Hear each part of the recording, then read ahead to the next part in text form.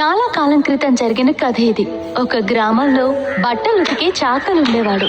గ్రామంలో అందరి ఇళ్ళకి వెళ్లి బట్టల్ని తీసుకొచ్చి వాటిని శుభ్రం చేసి మళ్ళీ వాళ్ళ ఇళ్ళకి ఇచ్చి చేతికి అందిన డబ్బుతో తను తన భార్య సుఖంగా జీవించేవారు. తనకి ఒక గుర్రం, ఒక గాడిద ఉండేవి.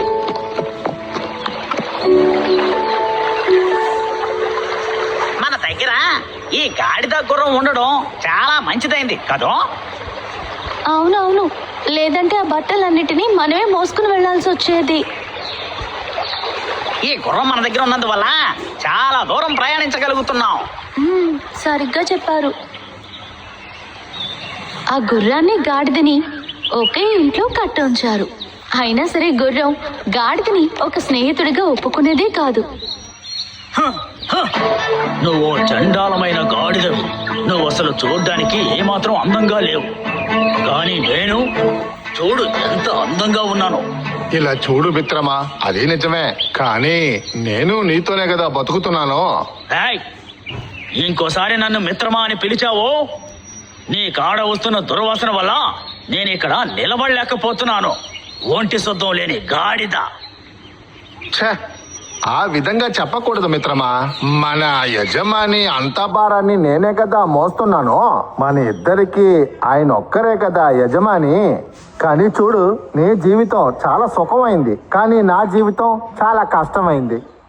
ఏంటి నువ్వు అంత మాట అనేసావు? మన యజమాని ఆయన మొత్తం భారాన్ని నన్నే మోసుకురమ్మంటారు. నీ విషయం అలా కాదుగా, నీకు చిన్న చిన్న పనులేగా అప్పు చెప్తున్నారు. ఓ అదా విషయం. నాకంటూ కొంత గౌరవం ఉంది తెలుసా నీకు. నేను నీలా కాదు.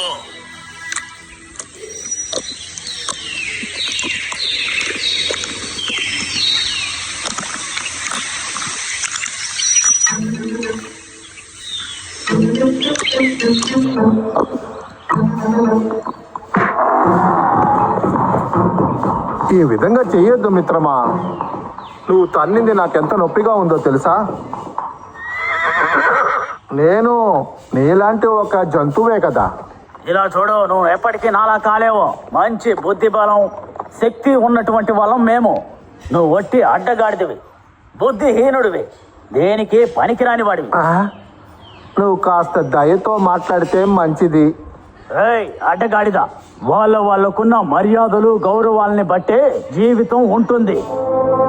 నీకింత పొగరు ఉండకూడదు మిత్రమా. అలా చాలా సార్లు గుర్రానికి గాడిదకి మధ్య గొడవలు జరుగుతూనే ఉండేవి. గాడిద కంటే తనే గొప్ప అన్న అభిమానం గుర్రంలో ఎప్పుడూ కనిపిస్తుండేది.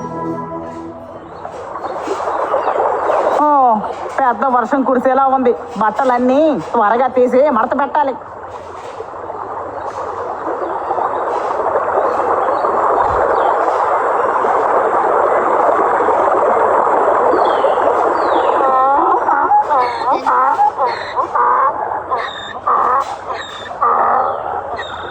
ఓహ్, ఈ మూట చాలా బరువుగా ఉందే. ఆ విధంగా చాకలి, గుర్రం, గాడిద ఇంటి దిశగా నడుచుకుంటూ వెళ్తున్నారు. కానీ ఎక్కువ బరువు ఉండటం వల్ల గాడిద చాలా నెమ్మదిగా వెళ్ళసాగింది. మిత్రమా, నేను మోసుకొస్తున్న ఈ మూట చాలా బరువుగా ఉంది. ఈ మూట మోసుకుంటూ నేను నడవలేకపోతున్నాను. దానికి నన్నేం చేయమంటావు? నాకు కాస్త సహాయం చేయొచ్చు కదా. సహాయమా? నీ మూటని నేను మొయ్యాలా ఏంటి? అటువంటిది ఏం లేదయ్యా. నాకు భారంగా ఉన్న కొద్ది బట్టల్ని మాత్రం నువ్వు తీసుకొస్తే చాలు. గాడిద, నీ వస్తువుల్ని నువ్వే మోసుకొని రావాలి. నేను గుర్రాన్ని, నీలా బానిసను కాదు.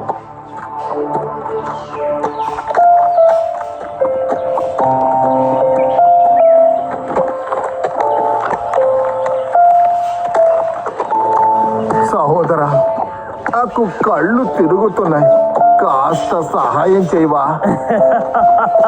నేను నీకు ముందే చెప్పాను కదా, మూటలు మొయ్యడం నీ పని అని.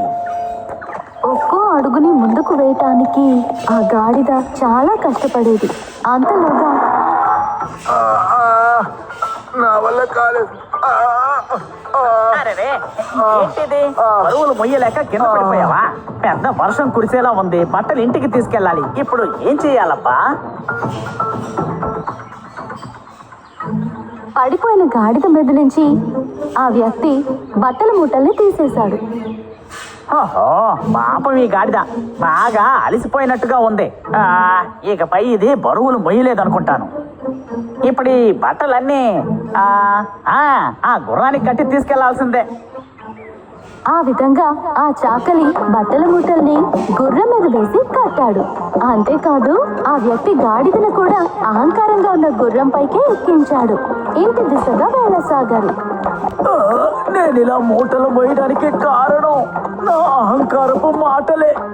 నేను ఆ గాడిదకి సాయం చేసుంటే ఈ రోజు నాకు ఈ పరిస్థితి వచ్చుండేది కాదు.